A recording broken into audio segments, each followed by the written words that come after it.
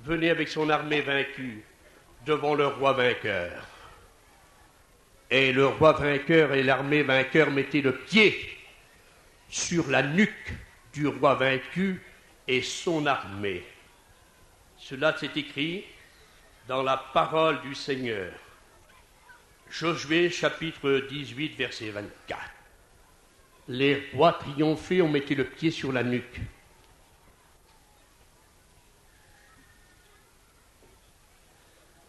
J'aimerais vous dire que Jésus n'a pas gagné la bataille à la croix sur Satan et ses démons, sur le royaume des ténèbres. J'aimerais vous dire de la part du Seigneur une parole de Dieu qui pourrait peut-être vous toucher. C'est mon désir. C'est que Jésus n'a pas gagné, mais il a triomphé, mes amis. Jésus n'a pas mis Satan à genoux. Non.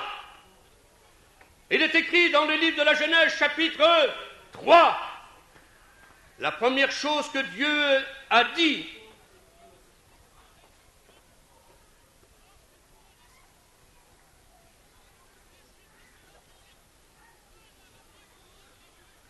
il a dit sur Satan, tu mangeras de la poussière. Beaucoup croient que Dieu parlait aux reptiles. C'est normal qu'un serpent mange de la poussière. C'est normal qu'une tortue mange de la poussière. C'est normal qu'un lézard mange de la poussière. C'est normal qu'une limace mange de la poussière. C'est normal qu'une chenille mange de la poussière. Ce sont des rampants. Dieu ne parlait pas aux serpents reptiles. Mais comme il a dit, tu mangeras de la poussière. Il a parlé à Satan lui-même. Il a dit, mon fils, te fera manger de la poussière. Et pour manger de la poussière, il ne faut pas que l'ennemi soit à genoux. Il faut qu'il soit en plein ventre. Bouge dans la terre. Dieu a dit, mon fils te mettra, Satan, la bouche dans la terre. Tu mangeras de la poussière. Et quelqu'un qui mange de la poussière, il a été vaincu. Il n'est plus debout. Il est tombé. On mange de la poussière parce qu'il a la bouche dans la terre. Satan, tu as méprisé la terre, tu as pollué la terre, tu l'as touché, tu as porté le tohu-bohu, tu as porté le péché, tu as porté les ténèbres. Maintenant, tu vas manger la terre. Mon fils te fera manger la terre. Amen. Et Jésus, non seulement il a mis Satan en plein ventre, il lui a fait manger la terre, mais Jésus, selon triomphé, il a mis le pied sur la nuque et il lui a écrasé la tête. Amen. Nul homme n'avait écrasé la tête de Satan. Non, il était invaincu. Mais Jésus, homme, l'a vaincu. Lui a fait manger de la poussière. Il lui a écrasé la tête. Il est écrit dans le psaume 68, tu écraseras la tête du crocodile, tu écraseras la tête de tes ennemis. Oh, combien Dieu est grand. Genèse chapitre 3, verset 15. Accompli par Jésus, tout est accompli. Jean 19, 30. Jésus a écrasé la tête du serpent. Satan a été vaincu. Et il ne le savait pas. Et souvent je dis, je suis à mon loup, je vais illustrer ça, ça va peut-être un peu. Lorsque Jésus est mort, le prince des ténèbres, dans son royaume, parce que la Bible parle de royaume de ténèbres, pas le royaume de Dieu, royaume des cieux, royaume des hommes. C'était la grande fête. Imaginez-vous qu'un peu, il avait aveuglé les Juifs, les Romains, les rois, le monde d'alors, Judas, et que Satan croyait triompher. Et comme je vous dis tout à l'heure, alors, aucun malade sera guéri, aucun possédé sera délivré. C'en est fini de Jésus, il est mort, il est mort, il est mort. Et ça a résonné du Golgotha à Jérusalem sur les 7 collines, le pays des Morijas. Dit dans Genèse 22, Jérusalem, c'est le pays de Morija. Mais Jésus n'est pas mort sur le mont Morija, il est mort sur le mont Golgotha. Alors, c'en est fini de Jésus. Et alors, Satan, j'ai lu ça, a dit, je vais payer le champagne. Je vais payer du Pérignon. Champagne très cher. Ma cave est remplie. Gâteau à la crème. Et vous allez manger, mes démons. Parce que maintenant, personne ne va vous détruire, personne ne va vous chasser. Lorsque vous allez posséder quelqu'un, vous allez tout monter quelqu'un, et vous allez faire tomber dans le péché, vous pouvez y aller, vous êtes des vainqueurs. Et 3 jours la fête, on mange, on boit. Et c'est le cri infernal dans le royaume des ténèbres. D'un côté, on croit que c'est les vainqueurs, les cris retentissent de l'enfer. Et les hommes sont contents aussi. Mais tout à coup, un démon, peut-être, est grand Lucifer. Je peux te dire quelque chose, mange et bois, mon gars, c'est moi qui paye. Mais écoute un peu, Jésus est mort il y a 3 jours. Mais écoute, prince des ténèbres, je viens de le voir. Quand? Ce matin. Comment? Tu as vu Jésus ce matin? Oui. Arrêtez la fête. Plus de champagne. Plus de gâteau à la crème. Écoutez mes démons. Je suis vaincu. Nous sommes vaincus. Jésus a triomphé. Amen. Amen. La mort de Jésus a touché le royaume des ténèbres. Et ça l'a bougé jusqu'aux entrailles de l'enfer. Satan a été vaincu à tout jamais. La tête écrasée, bouge dans la terre, et son armée les démons aussi. Savez-vous que le plus petit des chrétiens est plus fort que Satan? Savez-vous qu'aucun chrétien, une chrétienne, le plus petit que ça soit, ne peut pas être possédé par Satan? Celui qui est possédé, c'est pas ce qui le veut. Même la race humaine n'est pas possédée. Autrement, le cuistot, le facteur, le coiffeur, au lieu de vous couper la barbe, les cheveux, vous coupe la gorge, il serait possédé. Dieu veille sur sa nature. Aucun chrétien n'est possédé. Dieu ne partage pas sa demeure. Un chrétien, une chrétienne est habité par Dieu, par Jésus, par le Saint-Esprit. Il n'y a pas de place pour le démon, ni pour le péché volontaire. Jésus a touché le royaume des ténèbres, l'auteur de la mort spirituelle, l'auteur du péché, l'auteur des ténèbres, l'auteur de la rébellion, l'auteur de la guerre, l'auteur du vice. Le monde se dit chrétien, il vit dans l'orgie, l'adultère, il vit dans la boisson, chorépène, courépène. Le monde se dit chrétien, mais le monde est perdu. Ceux qui ont été touchés par la mort du Christ échapperont à tout jamais et seront pour l'éternité avec Dieu. Tel était le royaume des ténèbres a été touché dans ses entrailles. Satan est un ennemi vaincu. N'ayez pas peur de Satan. J'aimerais vous dire de la part du Seigneur une parole de Dieu. Vous savez-vous qu'un petit chrétien, une petite chrétienne, je ne parle pas des serviteurs de Dieu, ils ont reçu l'autorité de chasser les démons. Vous avez l'autorité de résister aux démons. Et comme il le faut, les chasser, comme il n'y a pas de serviteurs de Dieu. Un chrétien, une chrétienne, ne combat pas Satan de face. Quelqu'un qui vous fait face est homme pour vous. Mais il est dit qu'on combat Satan de dos. Parce que Satan tourne le dos aux chrétiens. Il est dit dans l'Épître, résistez au diable, il s'enfuira. Quelqu'un qui s'enfuit, vous tourne le dos. Quelqu'un qui vous tourne le dos, il a les chocottes. Il a peur, il a la trouille. Amen. Et le chrétien combat Satan de dos. Parce que celui qui est en nous est plus grand que celui qui est dans le monde. Et la victoire qui triomphe du monde, c'est notre foi. Quiconque est né de Dieu, le malin ne le touche pas. Quelle puissance, quelle force, quelle portée, quelle position a un petit chrétien et une petite chrétienne envers le grand adversaire de Dieu, Satan. Nous le combattons de dos, car c'est un ennemi vaincu. Notre Sauveur lui a écrasé la tête. Il l'a vaincu. Il a vaincu ses sujets, les démons. Et savez-vous que les serviteurs de Dieu, selon Marc, chapitre 16, verset 17, chassent les démons? Savez-vous que les chrétiens jugeront les démons? 1 Corinthiens, chapitre 6, verset 3. Quel privilège! Quelle position j'ai! Quelle position nous avons! Quelle position as-tu? Nous jugerons les démons, nous les chassons. Nous sommes vainqueurs. Notre maître les a vaincus, leur a écrasé la tête. La mort de Jésus a touché le royaume des ténèbres.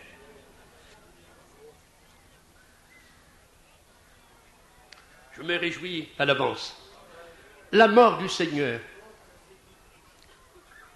a touché le royaume de Dieu. Amen. Lorsque Jésus a dit ce mot télété,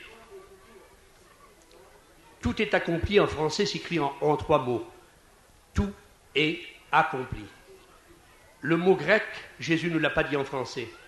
C'est d'une seule phrase, télété. Le mot télété qui est venu de la poitrail de Jésus, de son cœur, selon lui, parce que c'est de l'abondance du cœur que la bouche parle, est passé par sa bouche. Télété. C'est un cri de vainqueur, non un cri de vaincu. Et ce cri est parti de Jésus, de sa bouche, sur le mont Golgotha il y a 2000 ans.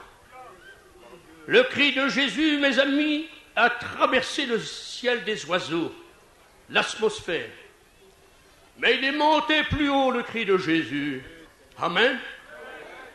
Il a traversé notre système solaire, qui est le Soleil avec les 9 planètes. Mais le cri de Jésus devait monter plus haut. Car plus haut, il y a le royaume aussi de Satan. Son domicile n'est pas sur la terre à Satan. Il est dans les lieux célestes. Éphésiens chapitre 6. Mais il se promène sur la terre selon Job 1, 7.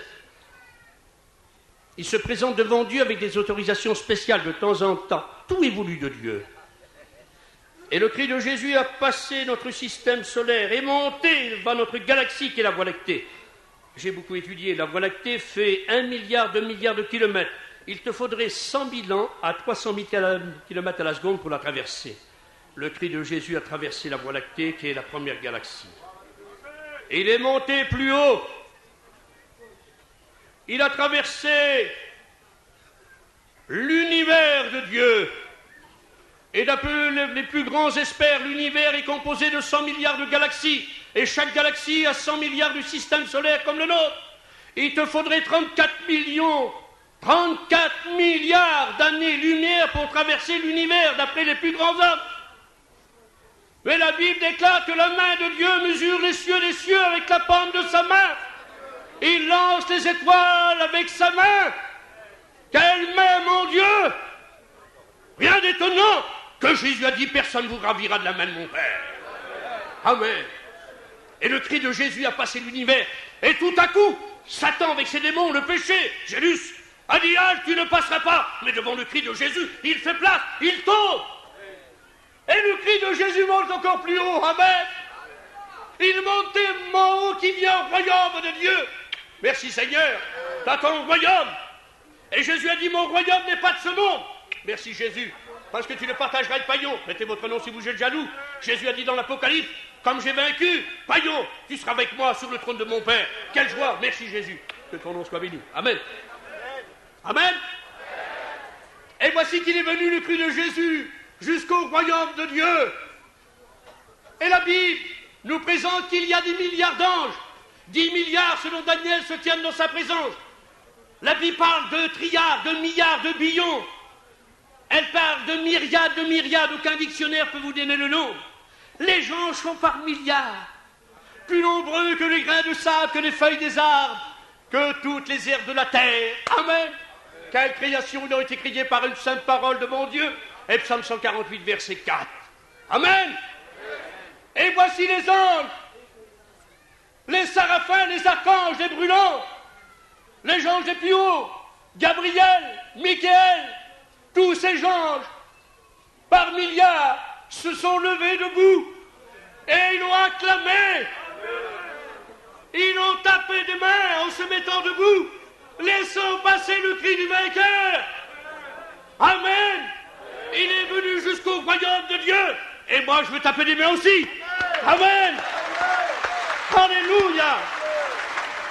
Et les anges se sont courbés après le cri du vainqueur. Laissons-le passer. Et il est monté le cri de Jésus, mes amis, jusqu'au trône de Dieu. Il est parvenu jusqu'aux oreilles de Dieu son Père. Et il a arrêté le bras de Dieu. Il a dit, Père, ne frappe plus les hommes. Car Dieu, par ses anges, tenait l'épée avec Adam. Il a dit, Père, il n'y a pas un homme qui ne peut pas être pardonné. Il n'y a pas un pécheur qui ne peut pas être pardonné, mon Père. Il n'y a pas un péché que mon sang ne peut pas effacer, mon Père. Ne frappe plus les hommes. Et la justice de Dieu, l'amour de Dieu en Jésus-Christ, le cri de a arrêté le bras de Dieu. Il a accompli, il a satisfait toute la justice de Dieu. Dieu avait frappé, son épée avait tombé sur Jésus, et son cri est parvenu vers son Père.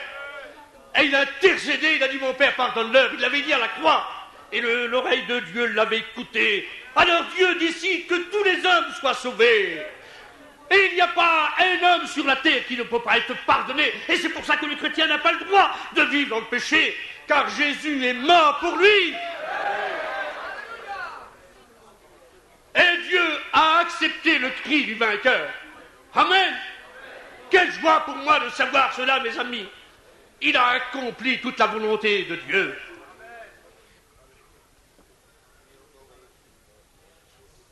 J'aimerais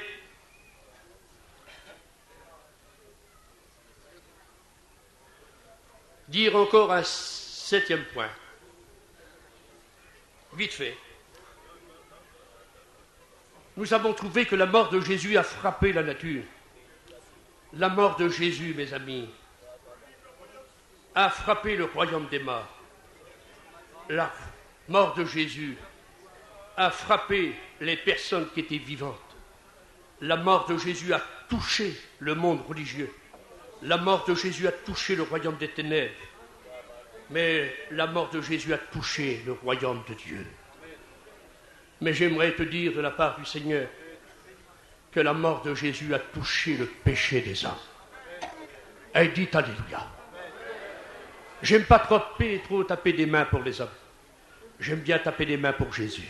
Et je vais frapper les mains pour Jésus.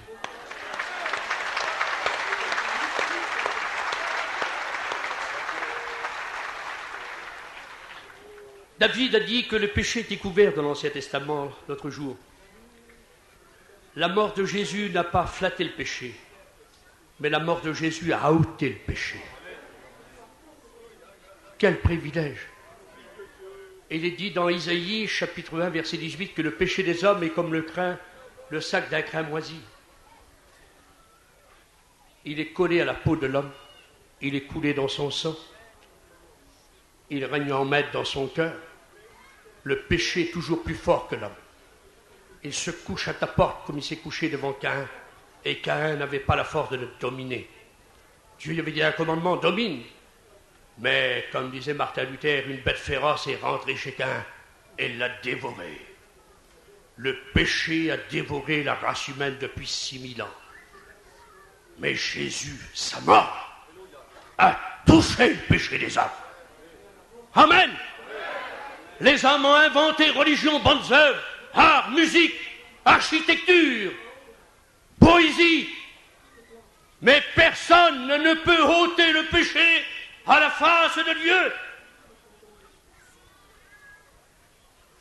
Jésus, par sa mort, nous a donné le moyen d'échapper à l'emprise du péché.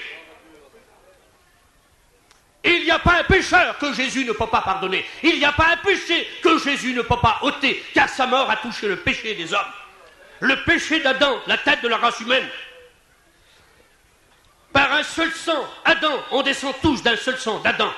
Et nous sommes coupables, nous sommes des pécheurs. Mais par un seul sang, dit la Bible, le deuxième Adam, nous sommes purifiés, lavés, nettoyés, sanctifiés. Amen. L'orphelin était capable de prendre une feuille de papier de quelques centimes, écrire un poème dessus et mettre son nom et de faire une valeur de plusieurs centaines de mille de francs. Picasso était capable de prendre une toile de quelques francs, de peigner un tableau, de signer son nom et de le vendre pour des millions de nouveaux francs. La Banque de France est capable de prendre du papier, de faire des billets, de prendre du morceau de cuivre, de faire de la monnaie. Ça, c'est la capitale. Le génie, l'art, les hommes sont capables. Mais Dieu est capable de prendre un pécheur, de le laver dans le sang de son Fils et de faire une nouvelle créature. Et ça, c'est la puissance de Dieu. C'est la nouvelle nature. C'est la vie de Dieu en nous. Jésus a dit dans l'évangile de Jean, chapitre 14, si quelqu'un m'aime, moi et mon Père, nous mènerons chez lui. Avoir Dieu et Jésus, c'est bon. Amen. Nous sommes pardonnés tout entiers. Et le chrétien n'a pas le droit de vivre dans le péché volontaire. Parce que Jésus a versé son sang. Le diable imite beaucoup de choses. Fausse guérison. Comme vous voulez, il trouble les gens. Aspect de la vérité. Il trompe le monde. Il imite des choses pour tromper le monde. Mais laissez-moi vous dire que le diable ne peut jamais, il ne fera jamais, il ne pourra jamais imiter le sang de Jésus-Christ. Amen. Parce qu'il a été vaincu à tout jamais, Apocalypse chapitre 12 et verset 11. Ils l'ont vaincu par le sang de l'agneau, le sang de Jésus. Vous voulez que les démons tremblent devant vous? Vous voulez que le diable vous tourne le dos? Soyez lavés et nettoyés dans le sang de Jésus-Christ. Ne demandez pas de l'autorité, vous l'avez. Ne demandez pas le nom aux démons pour le chasser. Vous avez la plus grande autorité du monde. Que Satan lui-même et les démons étaient vaincus. Vous avez été lavés dans le sang de Jésus-Christ. Et nous avons la plus grande autorité qui soit donnée au monde. L'autorité de Jésus. Amen. Une goutte du sang du Seigneur a plus d'efficacité qu'une montagne de prière. Une goutte du sang de Jésus a plus de force et d'efficacité qu'une éternité à genoux de repentance. Une goutte du sang du Seigneur peut faire de toi un homme nouveau, a fait de toi un homme nouveau, une femme nouvelle. Et Jésus a versé son sang. Et il l'a versé au jardin de Gethsémani. Amen. Ça me sert ici. Parce que ça me touche. Et il a versé son sang pour que toi tu puisses faire la volonté de Dieu. Au jardin de Gethsémani. Nul homme ne pouvait faire la volonté de Dieu. Et Jésus a accompli la volonté de Dieu. Il a dit non pas ma volonté mais ta volonté mon Père. Il a versé son sang au jardin de Gethsémani, Jésus. Amen. Pour que tu puisses faire la volonté de Dieu. Il est dit ensuite que Jésus a versé son sang de son visage. Les Juifs l'ont frappé, les Romains aussi au visage. Et son visage n'avait plus l'aspect d'un fils d'homme. Il a perdu son visage, Jésus. Et selon l'expression du prophète, il était défiguré. On lui a arraché la barbe. Je ne vous donne pas de texte, c'est trop long. Jésus a perdu le visage des hommes. Mais pourquoi, Seigneur? Alors que j'ai cherché, je suis un homme chercheur. Parce qu'il est écrit dans le livre de la Genèse, chapitre 1, verset 26, Dieu a dit, faisons l'homme à notre image. L'homme portait un reflet de Dieu. Mais l'homme, lorsqu'il a péché dans le livre de la Genèse, chapitre 5, verset 3, il est dit qu'Adam a engendré un fils selon sa ressemblance, non plus à la ressemblance de Dieu. Il avait perdu le reflet de Dieu. Et pour que le monde retrouve le visage, le reflet de Dieu, il a fallu, ô Seigneur, que Jésus perd son visage pour que je retrouve la face de Dieu. Amen. Car dans le visage, il y a les yeux, il y a la respiration. C'est le regard vertueux. Et c'est pour ça que l'auteur aux Hébreux dit, il y a les regards sur Jésus, car il a perdu son visage pour que je retrouve un reflet de la gloire de Dieu. Amen. Jésus, mes amis, a perdu son sang de sa tête. On lui a mis la couronne d'épines. Et de cette tête bénie est sorti le plus grand message de Dieu, l'évangile elle-même, l'amour de Dieu. Tout ce que Jésus avait dans sa tête, il est venu nous le révéler. Et on a mis sur sa tête la couronne d'épines, la malédiction de la terre qui est écrite dans les livres de la Genèse. Et les hommes l'ont frappé. La tête de Jésus a été frappée parce que le monde entier avait perdu les idées de Dieu. Il marchait selon chacun sa voie. Aucun avait une connaissance de Dieu. Mon peuple périt, manque de connaissance de la Bible. Mais la tête de Jésus a été frappée pour que Paillon retrouve les idées de la Bible. Pour qu'il y ait des bonnes idées dans ma tête. Amen. Jésus a été touché, a versé son sang de sa tête pour que moi, ma tête soit remplie de Dieu. Amen. Jésus a été fouetté sur son corps. 40 coups de fouet moins 1. Et selon l'expression du prophète, son dos était labouré. Le dos, c'est le corps entier. Jésus a versé son sang de son dos, de son corps, pour que moi et vous, nous soyons le corps de Jésus-Christ. On était étrangers à la vie de Dieu, et Jésus a pris notre place, il a versé son sang de son corps, pour que je devienne le corps de Jésus-Christ, l'Église de Jésus-Christ. Jésus a versé son sang de ses mains. Ses mains ont été percées. Et laissez-moi vous dire que nul homme ne faisait la volonté de Dieu, ne pouvait travailler selon Dieu. Il travaillait, mais selon lui, mais jamais selon Dieu. Les mains de Jésus ont été frappées.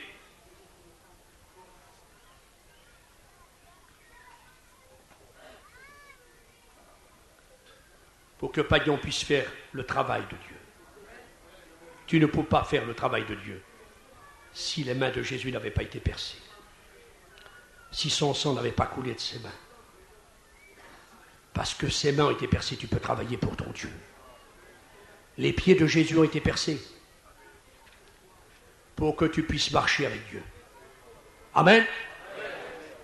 Alors je te demande de la part du Seigneur, et 7e point de corps du Seigneur, Jésus a été transpercé d'une lance, a transpercé son cœur. Nul homme ne pouvait aimer Dieu, mais le cœur de Jésus a été percé pour que tu puisses avoir l'amour ce matin. Aimer ton Dieu. Qui voudrait dire, ô Seigneur, touche-moi de ton sang, que je fais ta volonté. Touche-moi, Seigneur, de ton sang pour que je porte ton visage. Touche-moi, Seigneur, que le sang coule de ta tête pour que je trouve les idées de la Bible. Touche, Seigneur, aussi, afin que je devienne le corps. Seigneur, tes mains travailler, tes pieds marcher, ton cœur aimer. La mort de Jésus a frappé la nature. Elle a frappé le royaume des morts. Elle a frappé aussi les vivants, le monde religieux, le royaume des ténèbres, le royaume de Dieu et le péché des hommes. Prions Dieu quelques instants. Et un frère m'a prié, afin que nous puissions être bénis. Je crois que tu peux prier.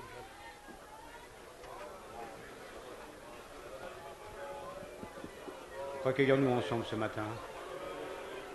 Repensons à toutes les paroles qui ont été dites de la part de serviteurs de Dieu ce matin. Ces paroles bénies qui font tant de bien à notre âme et à notre vie.